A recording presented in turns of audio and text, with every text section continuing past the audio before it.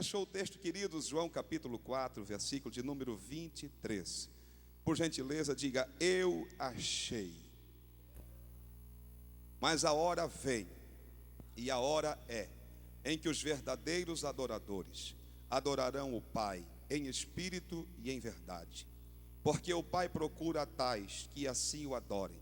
Deus é espírito e importa que os que o adorem em espírito e em verdade.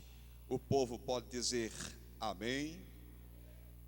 Queridos, amados irmãos, quando nós olhamos para a Bíblia Sagrada acerca dessa expressão chamada adoração, logo vem a pergunta: o que significa adorar? Será que adorar significa o mesmo de que louvar? Não, senhores e não senhoras. Adorar é bem diferente de louvar. Adorar significa homenagear a Deus. Adorar significa se curvar diante de Deus, se prostrar diante de Deus. Adorar significa reverenciar a Deus.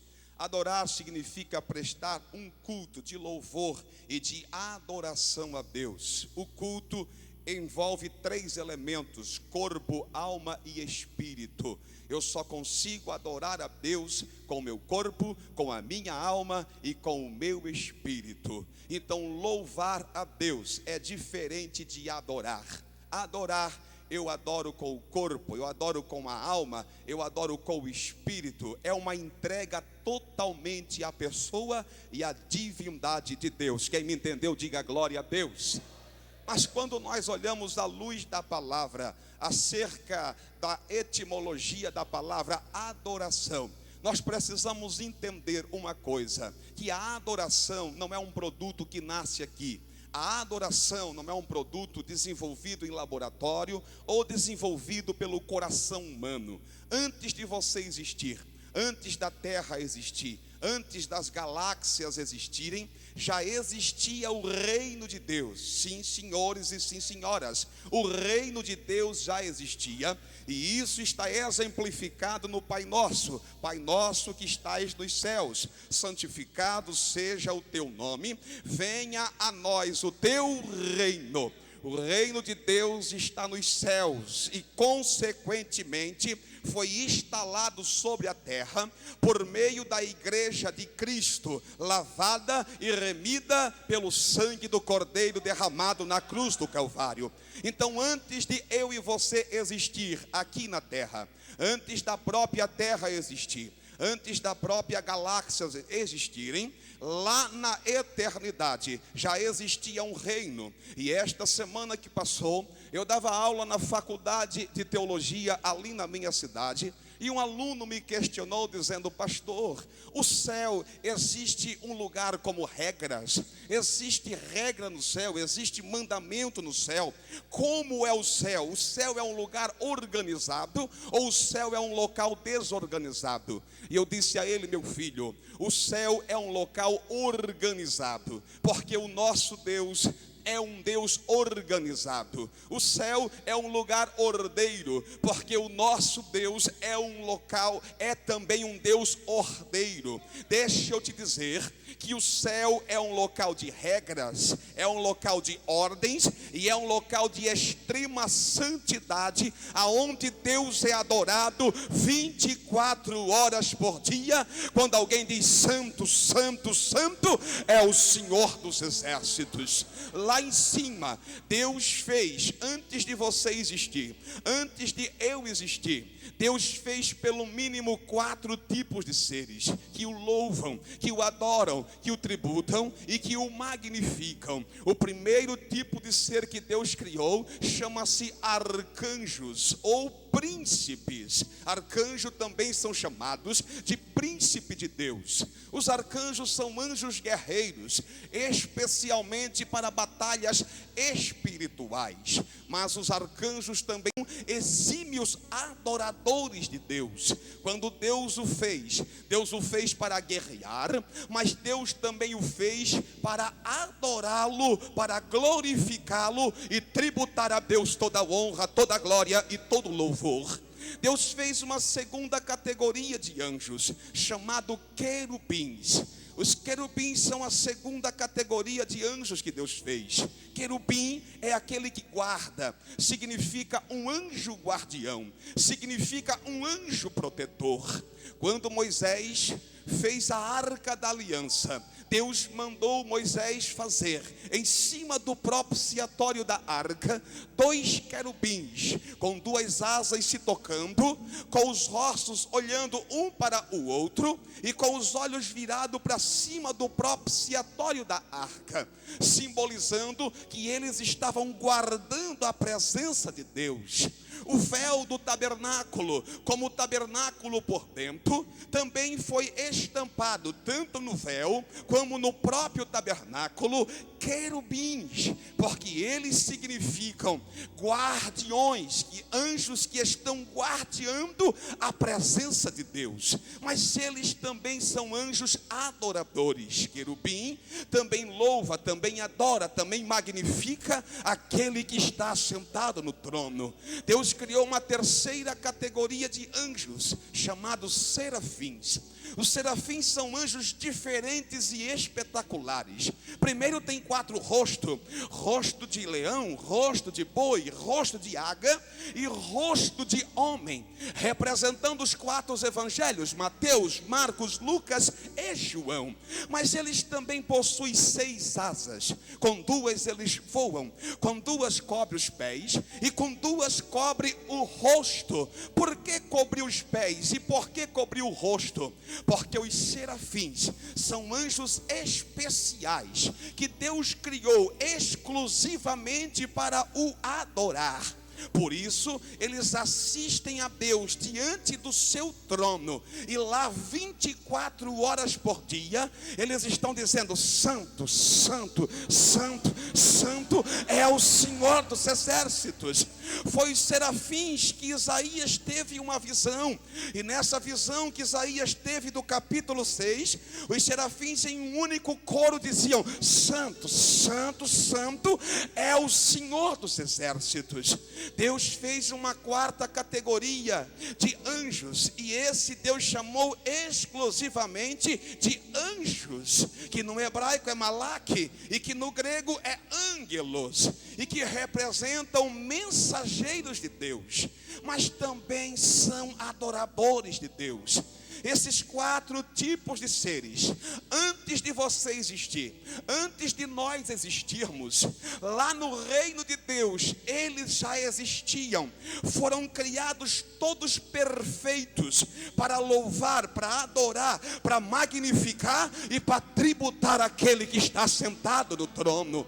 Dentre essas 4 categorias de anjos que eu mencionei, um se sobressaiu de todos eles, e o nome desse um chama-se Lúcifer. A palavra Lúcifer no hebraico significa aquele que é portador da luz. Esse, segundo Ezequiel, foi um dos anjos que se sobressaiu a todos os demais anjos. Ele foi criado perfeito, ele era esplendoroso, ele era brilhoso, ele era maravilhoso, até que se achou nele a corrupção, até que se achou nele a iniquidade. Ele era tão lindo, tão perfeito, tão maravilhoso, que o coração desse ser se corrompeu, através do orgulho e através da soberba. Ele pensou que poderia ser maior ou se igualar ao Altíssimo, e ele enganou uma 1/3 parte dos anjos lá na eternidade. Lá no céu, uma 1/3 parte dos anjos se juntaram a Lúcifer para tomar o trono e a majestade do divino. Mas Deus, segundo o livro do profeta Isaías, no capítulo de número 14 e no verso de número 12, lá está escrito que Deus o precipitou do céu para a terra, porque ele quis ser igual ao Altíssimo, e igual ao Altíssimo ninguém pode ser, porque a honra e a glória Deus não dá a ninguém, e não deu também a Lúcifer. Preste atenção, quando Lúcifer é lançado do céu, ele deixa de ser o anjo perfeito, ele deixa de ser o querubim perfeito e ele perde o nome de Lúcifer. Ele torna-se agora um adversário de Deus, um inimigo de Deus. A palavra para ele no hebraico é Satã e no grego é diabolos. Tanto Satã como diabolos significa adversário e inimigo de Deus. Então quem criou o diabo não foi Deus. Quem criou Satanás foi o próprio Satanás, que deixou o seu coração se corromper pela sua beleza, pela sua formosura, pelo seu brilho e pela sua glória. Deixou o coração dele se corromper. E como Deus não dá a glória para ninguém, Deus o precipitou para a terra e ele tornou-se diabo, Satã, adversário de Deus. Quem me entende, diga amém.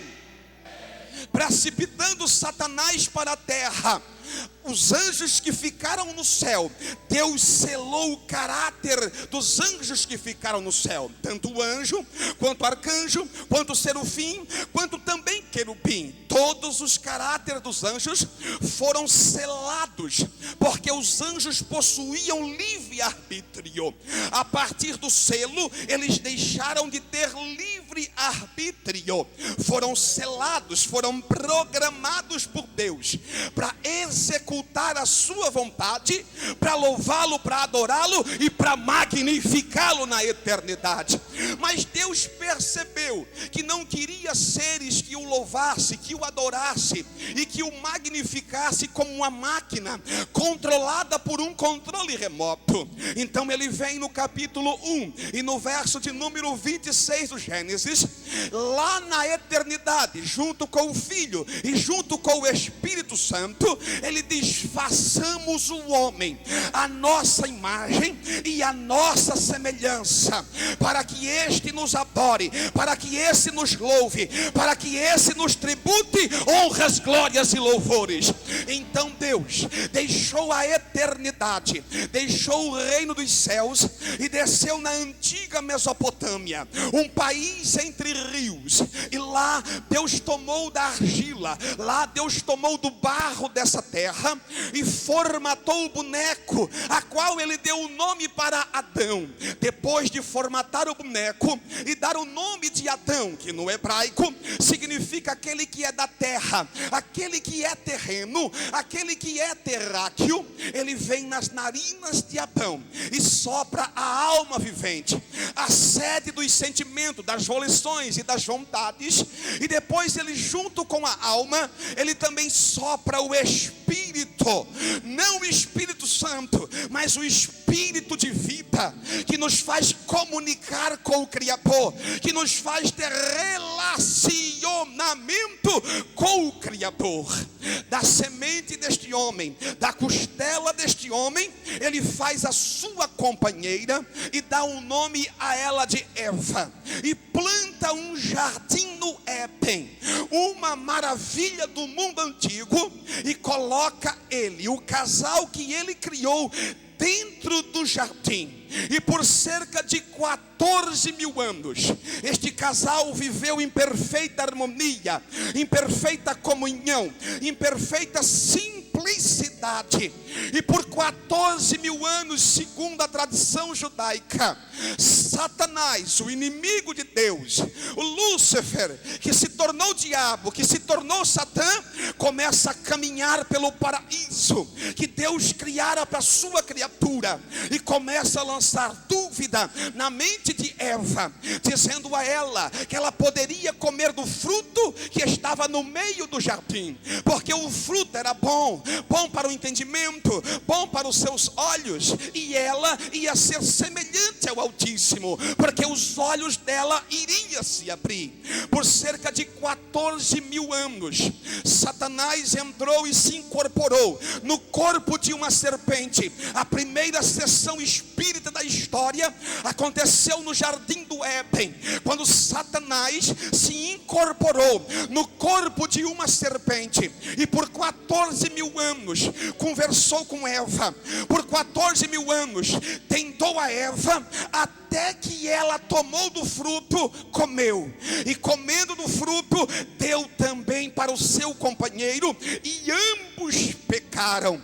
Por 14.000 anos, Deus descia da eternidade, todas as virações do dia, todos os dias, na viração do dia, e conversava com Adão, e conversava com Eva, cara a cara, rosto a rosto. A comunhão era fantástica, a comunhão era fenomenal. Imagine você nessa noite, podendo conversar cara a cara com Deus, rosto a rosto com Deus, poder senti-lo, poder tocá-lo, poder tateá-lo, poder olhar para Ele e abrir o teu coração, pois assim era o relacionamento de Eva e Adão para com Deus, por um espaço de 14.000 anos, até que eles, pela lei do livre-arbítrio, o direito de escolha, quebraram o protocolo, quebraram a ordenância, quebraram o mandamento e comeram do fruto proibido. Quando eles comeram do fruto proibido, eles se sentiram e se viram que estavam nus. O cordão umbilical entre Adão e Eva e Deus foram cortados. Que cordão umbilical é esse? O cordão umbilical da comunhão, o cordão umbilical da união, o cordão umbilical de acesso que Adão tinha e Eva também direto para com Deus. Por isso, quando Deus desceu no jardim, procurou Adão e Eva no banco da praça, aonde ele estava acostumado a se encontrar com Adão e Eva todos os dias. Ele procura na praça que ele criara, procura nos bancos e nas cadeiras, e não acha a pessoa que ele criara, a pessoa que ele se apaixonara, e que por 14.000 anos se relacionara com ele, por 14.000 anos se revelava com ele, falava e enchia ele da graça e do poder de Deus. Então Adão estava escondido, porque pecou, porque infringiu uma lei ordenada por Deus. Deus é um ser ordeiro e gosta de ordens, de ordenanças e de mandamentos. Por isso Deus disse: Adão, Adão, aonde tu estás? E o Adão disse: eu pequei, e como eu pequei, eu percebi que estava nu, e quando eu vi a tua voz soando no meio do jardim, eu me escondi. E Deus disse: por que tu pecastes, Adão? Adão disse: foi a mulher que o Senhor me deu. A mulher não perdeu tempo, disse: foi a serpente. Um foi colocando desculpa em cima do outro. Deus sentenciou Adão e disse: a partir de hoje, meu filho, com o suor do teu rosto comerás o pão de cada dia. A vida boa, a vida de lavrar, a vida de adorar, a vida de tributar, a vida de relacionamento comigo acabou. Você vai dar duro, você vai trabalhar duro, porque você infringiu uma lei espiritual que eu implantei no jardim do Éden. Deus olhou para Eva e disse: a partir de hoje, filha, tu com dores de parto darás luz a filhos. Deus olhou para a serpente e disse: tu maldita serás, rastejarás sobre o teu ventre para o resto da tua vida. E Deus olhou para a terra e disse: terra, e tu serás maldita. A partir de hoje produzirás espinhos e também produzirás abrolhos. A partir deste momento, o cordão umbilical, a adoração verdadeira de Adão para com Deus fora cortada. E se Adão quisesse adorar a Deus, ele tinha que matar um cabrito, ele tinha que matar uma ovelha, ele tinha que sacrificar como sacrifício para Deus receber aquele sacrifício. A partir de então, a adoração perfeita foi se deteriorando. E quando eu olho para os descendentes de Adão, quando eu olho para a Bíblia Sagrada, eu encontro pelo mínimo 3 tipos de adoradores. O pecado gerado por Adão e Eva confeccionou, formou cerca de 3 tipos de adorador. O primeiro tipo de adorador, adorador de barganha. Fala comigo: adorador de barganha. O adorador de barganha, o primeiro adorador que tentou barganhar com Deus, chama-se Jacó. Jacó, em Gênesis capítulo 20, verso de número 28, a sua mãe chegou para ele e disse: meu filho, vai até Padã Arã, aonde nós temos familiares. Tu já estás com 40 anos, rapaz. Tu já estás quase de cabelo branco e tu ainda não casou. Vai até a Mesopotâmia, até Padã Arã, lá nas nossas famílias, e provém para ti lá uma mulher das nossas famílias. Quando Jacó saiu e chegou a Berseba, ele tem uma revelação que muda a sua história.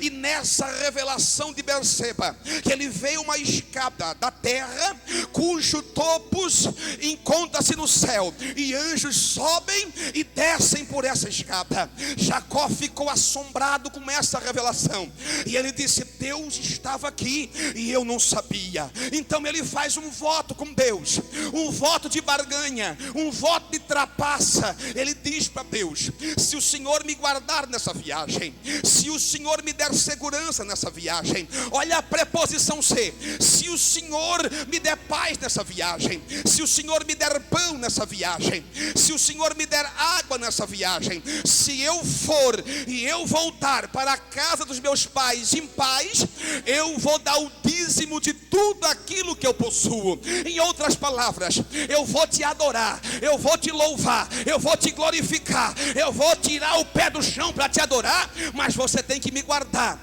você tem que me dar pão, você tem que me dar veste, você tem que me dar paz. Jacó estava barganhando com Deus. A partir daí nós vimos se levantar uma geração de barganhadores, e que até os dias atuais que nós estamos vivendo, nós nos encontramos com eles dentro das igrejas, dentro das vigílias e em qualquer repartição religiosa. São pessoas que vieram nessa noite para a vigília, ou que estão na igreja, ou que louvam e que adoram a Deus na igreja por motivos de barganha. Deus, se tu me deres um carro bom, eu vou na vigília, mas se tu não me abençoares, eu não vou mais na vigília do Caí. Se tu me deres uma roupa boa e bem apresentável, eu vou. Se o Senhor não me der, eu não vou na vigília do Caí. Se o Senhor me der o emprego bom, eu vou na vigília, mas se o Senhor não me der o emprego bom, eu não vou na vigília. São barganhadores, e o evangelho não se barganha. O evangelho é pelo um ato de amor, é pelo um ato de voluntariedade. Você nessa noite está aqui movido, não para Deus te dar um carro novo, não para Deus te dar uma casa nova, não para Deus te dar uma chave de apartamento e nem uma chave de sucesso. Você está aqui nessa noite exclusivamente para louvar, para adorar, para tributar aquele que está sentado lá em cima. Olha aqui para mim, o adorador verdadeiro é esse. O barganhador, ele negocia, mas o adorador verdadeiro é esse. Senhor, eu estou enfermo, eu estou canceroso, mas eu vou na vigília do Caí. Se o Senhor me curar, o Senhor é Deus, mas se o Senhor não me curar, o Senhor continua sendo Deus. Senhor, eu estou aidético, eu contraí o vírus da AIDS enquanto estava no mundo. Hoje eu sou crente, hoje eu sou lavado, hoje eu sou remido. Eu vou na vigília do Caí. Se o Senhor me curar, eu vou pular, eu vou sapatear, eu vou dar glória a Deus. Mas se o Senhor não me curar, eu vou pular do mesmo jeito, eu vou sapatear do mesmo jeito, eu vou dar glória a Deus do mesmo jeito, porque eu não vou barganhar com o Senhor.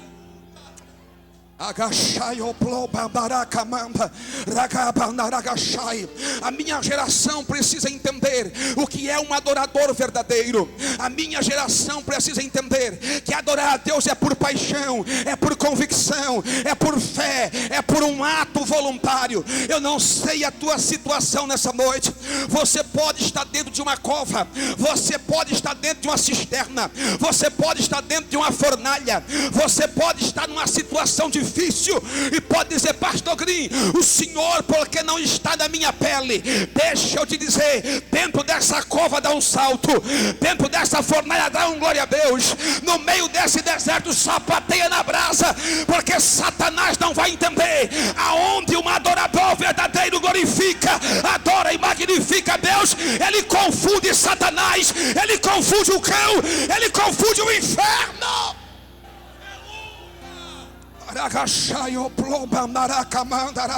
Sabe por que Satanás trabalha tanto?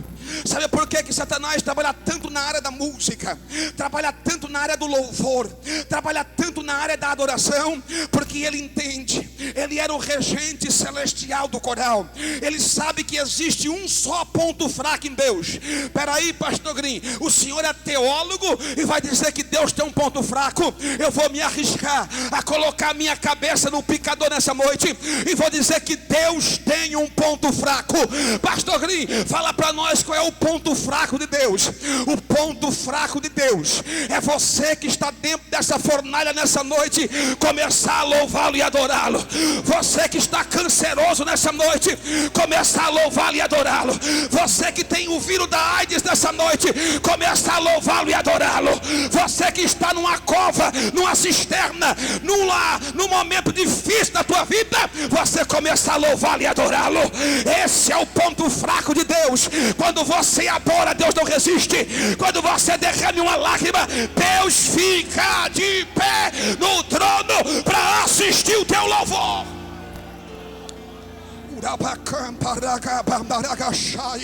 Nós temos um segundo pregador. Eu não quero ocupar o tempo do companheiro, eu quero ser ético, quero ser nobre. O segundo tipo de adorador que existe na Bíblia Sagrada. O primeiro tipo de adorador é o adorador de barganha. O segundo tipo de adorador é o adorador de janela. Janela não é local para se adorar, janela é local para se observar. E olhando a Bíblia Sagrada, eu me deparei com uma adoradora de janela. O nome dela é Mical. O nome dela é filha de Saul.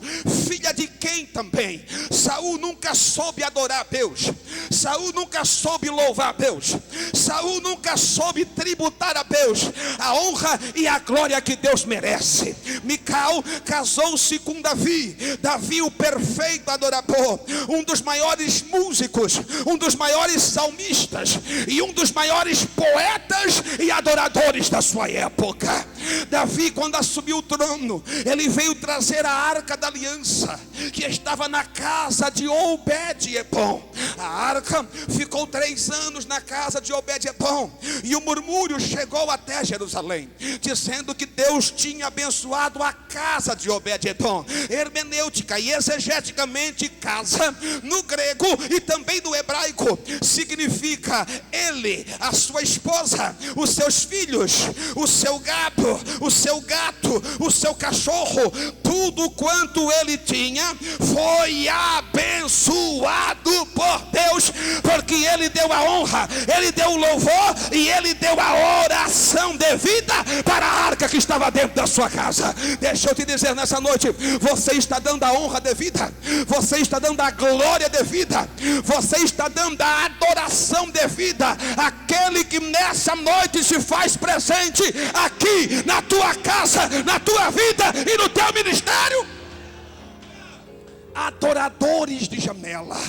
Davi traz a arca da aliança da casa de Obed-edom para Jerusalém. A primeira tentativa não deu certo e Uzá morreu e Davi ficou triste. Então na segunda tentativa, vamos fazer certo, vamos fazer segundo a lei, vamos fazer segundo a ordem.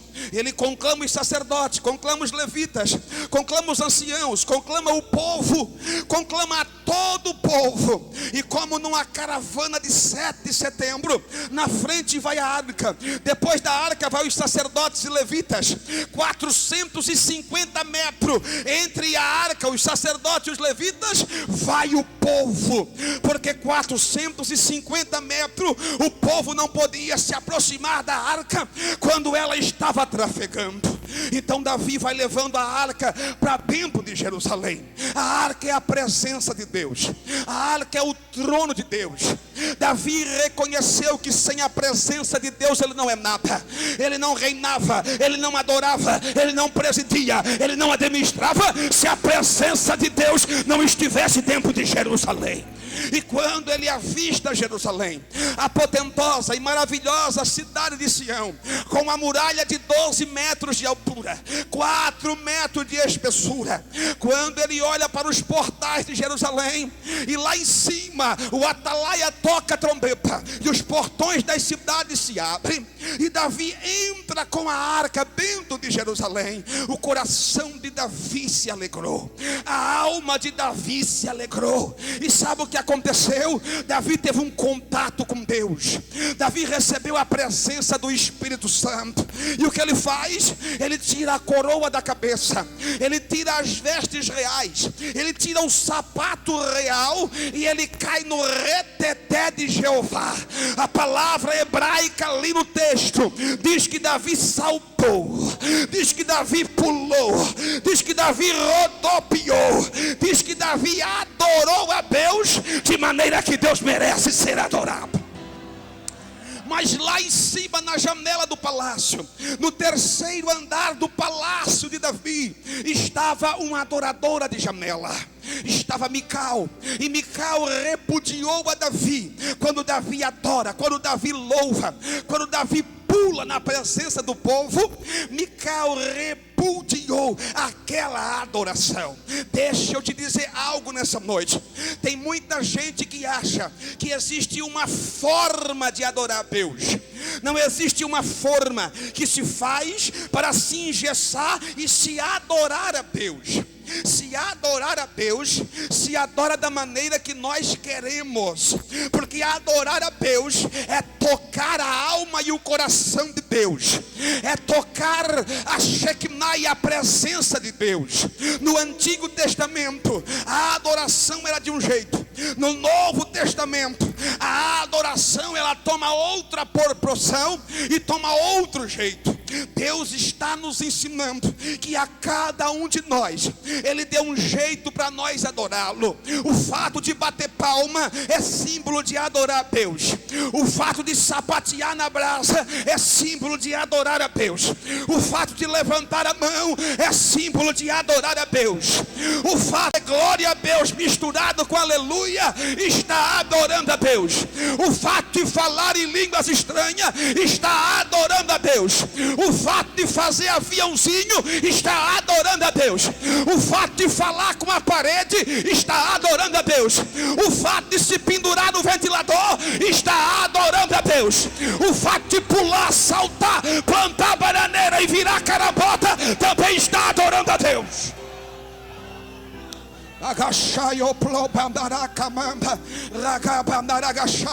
Daí vem esses adoradores de janela que vêm para um culto como esse para assistir o culto.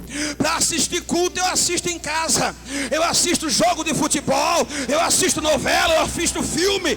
Culto não se assiste, culto se cultua, culto se adora, culto se magnifica, culto se doa, culto dá soco no ar, dá grito de glória a Deus, mistura com aleluia.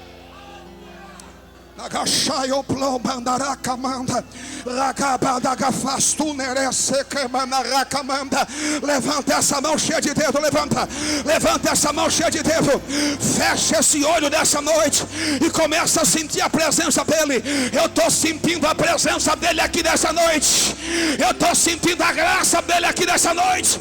Se tem verdadeiro adorador, levanta essa mão, abre essa boca e faz barulho nessa noite.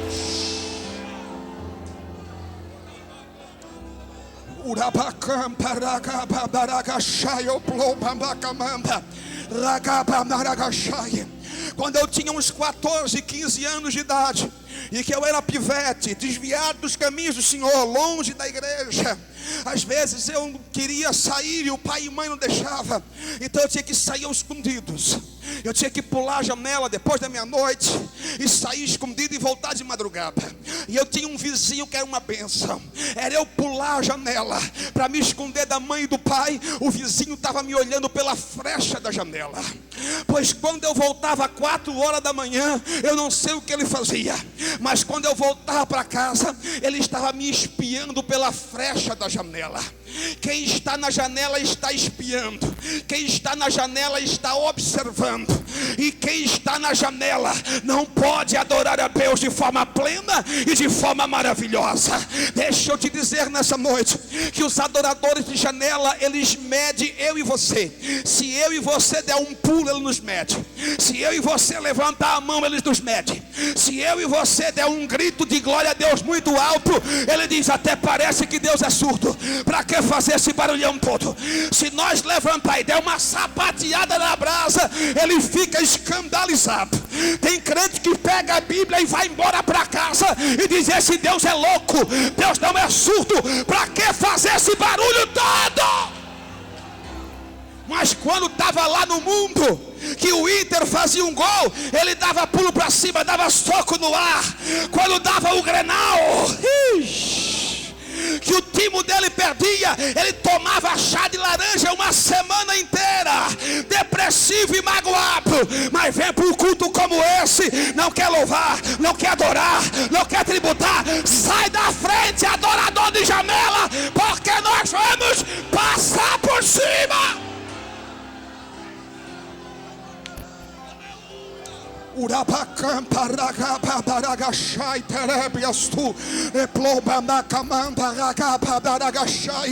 O adorador de janela, ele vem para assombar. O adorador de janela, ele vem para observar a vigília. O adorador de janela, ele vem para fazer confusão.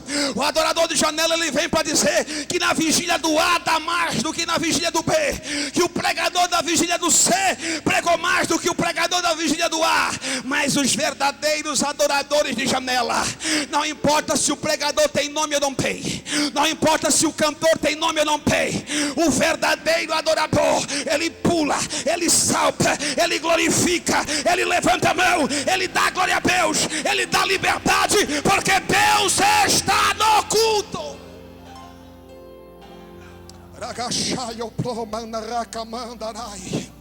Mical não se contentou, e ela desceu da janela do palácio, desceu pelas escadarias, com aquele salto alto de 18 centímetros,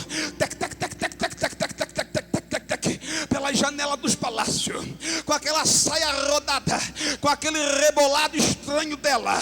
E quando ela chega perante Davi, ela já vai levando o dedo no nariz de Davi e diz: que coisa feia que o meu rei fez hoje. O meu rei envergonhou minha nação. O meu rei se despiu na frente das donzelas, na frente das mulheres. E o verdadeiro adorador, ele não abre a boca. O verdadeiro adorador, ele não tira satisfação.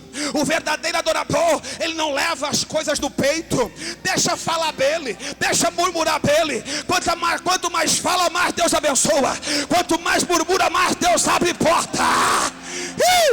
Quanto mais inveja tem, mais Deus multiplica o celeiro.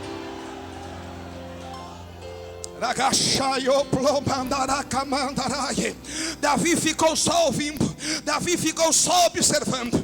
E quando ela carregou a R-1550, a .50, arma de guerra, tentando matar e fuzilar o adorador de Deus, Davi tinha base, Davi tinha estrutura.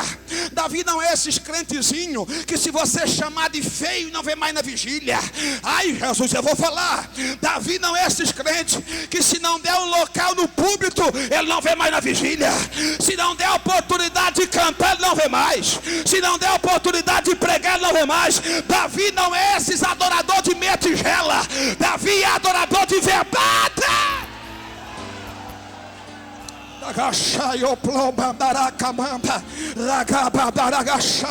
Seja adorador de verdade, porque Deus vai te honrar. Hoje você está aí, mas eu profetizo que você vai estar aqui. Hoje você está aí, mas eu profetizo que você canta aqui.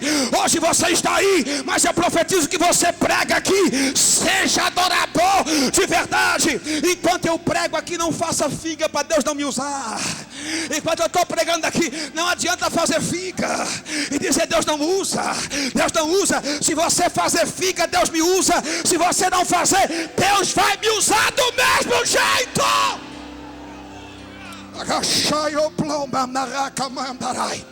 Davi olhou para Mical e disse: olha, o que eu fiz para Deus.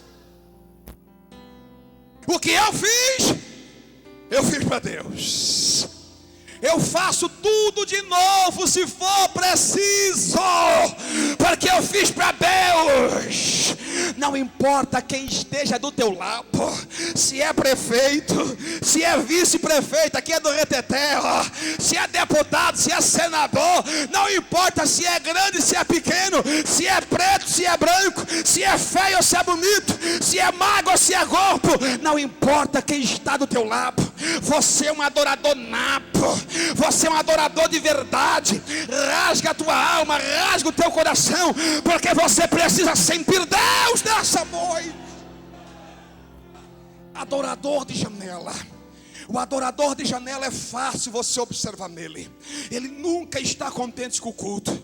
Ele nunca está contente com a vigília. O som está muito alto. O pregador é muito gritão. O pregador é muito metódico. O pregador só tem oratória.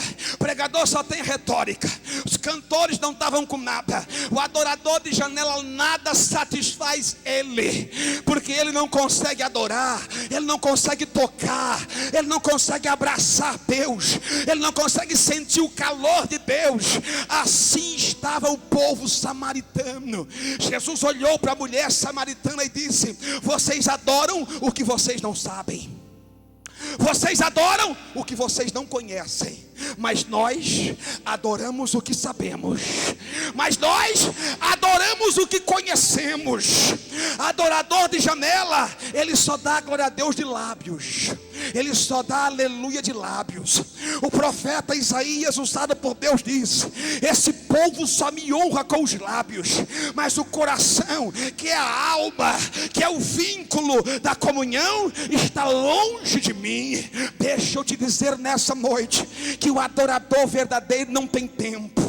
Pode chover, pode dar sol, pode estar na luta, pode estar no tsunami, pode estar na maremoto. Ele vem para um local como esse, ele rasga o coração, ele rasga a alma. Aliás, um adorador verdadeiro você conhece de longe.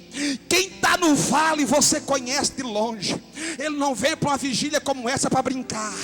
Ele não vem com a vigília como essa para ver o sapato da irmã, para ver a roupa do irmão, ou para ver a roupa do irmão. Não, senhores, ele vem para uma vigília como essa em busca de milagre, em busca de tocar em Deus, em busca de sentir Deus, em busca de receber de Deus. Levanta essa mão e diga glória a Deus. O primeiro tipo de adorador, adorador de barganha. O segundo tipo de adorador, adorador de janela. O terceiro tipo de adorador, os verdadeiros adoradores.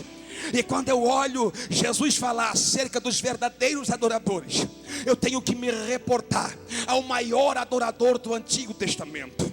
O nome dele é Asaf. Asaf foi um dos maiores adoradores do Antigo Testamento.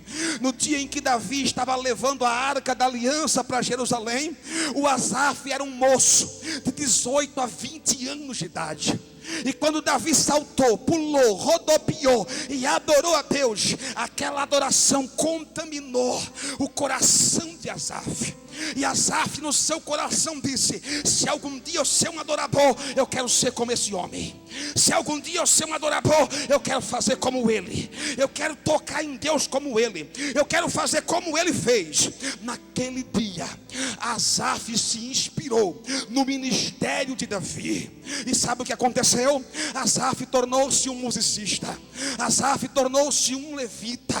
Asaf tornou-se um adorador de Deus. Mas o levita, com 50 anos de idade, ele se aposenta, bem como também o sacerdote. E quando ele atingiu a maturidade de 50 anos de idade, ele foi lá e pediu a dispensa para Davi. Davi assinou a dispensa de Asaf, e Asaf foi para casa viver do salário mínimo pago pelo Davi, ele e os seus muitos filhos. Asaf começou a passar necessidade. Asaf muitas das vezes não tinha o que comer, não tinha o que vestir, mas ele não deixava de adorar e de tributar aquele que está sentado no trono. Quando Davi está próximo da sua morte, Davi escreve uma carta e manda chamar Salomão e diz: meu filho, eu estou passando o reino para ti, mas papai quer fazer um pedido. Aqui tem uma carta de alguém que eu amo, uma carta de um amigo. Aqui eu tenho uma carta a Asaf. Papai não vai construir o templo. Papai deixou o ouro, deixou a prata, deixou o bronze, deixou tudo que precisa para você construir o templo. Você vai construir o templo. E aqui está uma carta na inauguração do templo. Se o Asaf ainda estiver vivo, eu quero que ele seja o maestro dos levitas na inauguração do templo. Salomão pegou aquela carta e trancafiou no cofre dele as 7 chaves.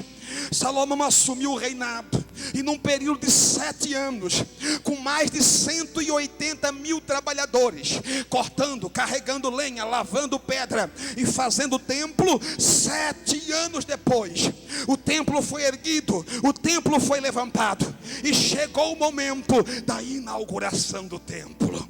Salomão então foi no cofre, tirou a carta, chamou o mensageiro e disse: eu quero que você leve essa carta a Asaf.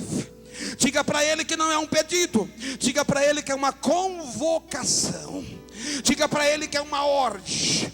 Asaf estava com 65 anos de idade quando o mensageiro do rei bateu na porta.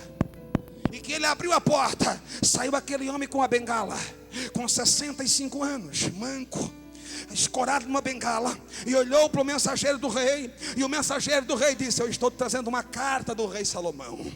Ele parecia que estava sofrendo de mal de Alzheimer, começou a se tremer esse pouco, abriu a carta, e na carta estava escrito: o teu amigo Davi está escrevendo essa carta já em memória, mas estou te convocando para você ser o maestro da música, o diretor da música na inauguração do templo erigido pelo meu filho Salomão. Por 30 minutos aproximadamente, ele ficou sem abrir a boca, ficou quase sem respirar. Estava com 65 anos de idade. E ele foi orar a Deus, ele foi buscar a Deus, e Deus deu o salmo de número 73 para ele. E no salmo de número 73 estava escrito: os meus pés quase se resbalaram, porque eu comecei a olhar para o ímpio, eu comecei a olhar para a transgressão. E ali ele relata todo o sofrimento dele como levita, todo o sofrimento dele como adorador. E no final do salmo ele escreve assim: mas eu hoje entendo o fim desta geração, eu hoje entendo o fim dos ímpios. Quando eu entrei no templo do Senhor, eu pude entender o fim dessa geração que adora de janela, essa geração barganhadora. O fim delas não é o reino de Deus, mas o fim dela é o reino das trevas. Quem me entende, diga glória a Deus. Asaf se preparou, Asaf escreveu o salmo de número 73, consagrou a sua vida, buscou a sua vida. E quando chegou o tempo da inauguração, o dia da inauguração, o homem de 65 anos de idade, auxiliado por uma bengala, se apresenta e se senta no púlpito. E ele começa a ouvir piadinha de um lado, começa a ouvir piadinha do outro. Começa a ouvir piadinha da frente e piadinha de trás.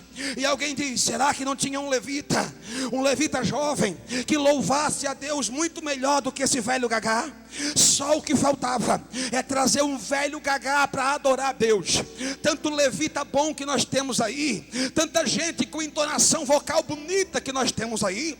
Para que trazer um aposentado para louvar a Deus? Mas o adorador verdadeiro, ele não abre a boca. O adorador verdadeiro, ele não revida. O adorador verdadeiro não leva as coisas no peito, não leva as pedradas no peito. E aquilo ele engole com azeite. E quando chega o momento da apresentação, lá vem um homem de bengala, saindo da sua cadeira, com o auxílio de uma bengala. Ele vai andando devagarinho, devagarinho, e assume o púlpito. Alguém pega a bengala dele, e ele pega o microfone, o megafone, e começa a reger aquele grande coral. Eu não sei quantas vozes tinha naquele coral, mas ele começa a reger aquele coral. Ele começa a adorar a Deus naquele coral, e vai adorando a Deus naquele coral. E quando chega no coro do hino, ele pega o microfone e lança uma oitavada por cima da primeira e por cima da segunda. E essa oitavada sobe o primeiro céu, sobe o segundo céu, o céu estelar, o céu galaxial, e chega ao terceiro céu. Quando a voz de Asaf, a adoração de um verdadeiro adorador, chega até o terceiro céu, Deus está sentado no seu trono. E de repente aquela música, aquela adoração, aquele louvor entra nos tímpanos de Deus. Deus fica de pé, vem na janela da eternidade, se debruça na janela da eternidade e começa a buscar quem é o adorador que está tocando o reino dos céus, quem é o adorador que está tocando o trono de Deus. E em questão de segundo, Deus localiza, através da janela da eternidade, Deus localiza que Asaf está adorando, Asaf está louvando. Eu não sei o que Deus fez, se Deus chamou um anjo, um arcanjo, um serafim, um querubim, eu não sei o que Deus fez, mas eu sei que Deus desceu em forma de nuvem do céu. Deus deixou o trono, Deus deixou a eternidade, Deus deixou o lugar de glória dele, e numa nuvem, montado numa nuvem, ele vem descendo. Se um ônibus espacial anda a 39 mil quilômetros por hora, eu não sei quantos mil quilômetros por hora aquela nuvem andou com Deus montado. Mas uma coisa eu tenho certeza: antes que o Asaf terminou de cantar e de louvar a Deus, a nuvem da glória de Deus chegou no pátio, chegou por cima do tabernáculo, chegou por cima do templo, e ela foi descendo, ela foi descendo, ela foi descendo, ela foi descendo, e a nuvem pegou na cabeça do murmurador, que estava dizendo e chamando Asaf de velho gagá. Aquele já cai com o nariz no chão. A nuvem já bate na cabeça do outro, que estava murmurando de Salomão e dizendo que Asaf não era gabaritado para cantar. Aquele já vai com a boca no chão, e a nuvem vai descendo. Na forma que a nuvem vai descendo, as pessoas vão sendo cheias, a glória de Deus vai tomando conta daquele templo, a glória de Deus vai tomando conta daquele tabernáculo. A glória de Deus foi tão grande que sacerdote não conseguiu ministrar, que levita não conseguiu ministrar, que Salomão não conseguiu ministrar, porque a glória de Deus tomou conta daquele lugar.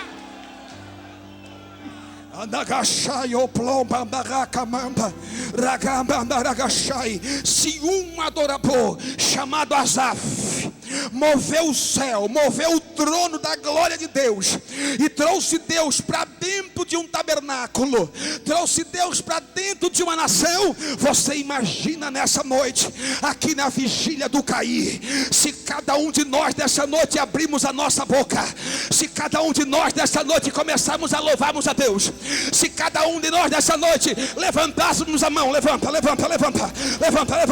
fica de pé, imagina se cada um de nós agora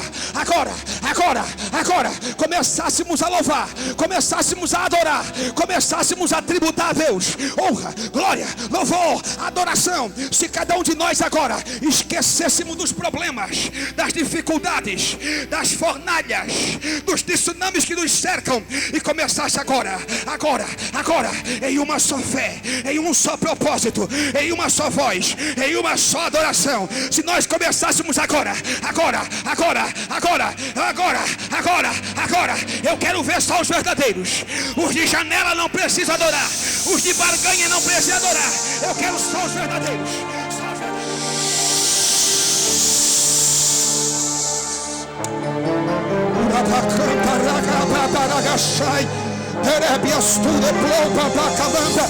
A glória de Deus vai tomar conta agora. A glória de Deus vai tomar conta agora. A glória de Deus vai tomar conta agora. Quem está lá fora do telão? Quem está lá fora do telão? Quem está lá fora do telão? Quem está lá fora do telão? O calor tão glorioso está queimando. 500 graus de puro fogo, santo e poder, para fazer enfermidade desaparecer.